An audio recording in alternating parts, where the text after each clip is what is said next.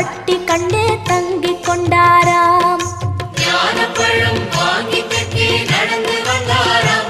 நம்ம பிள்ளையார் பட்டி கண்டு தங்கிக் கொண்டாராம்.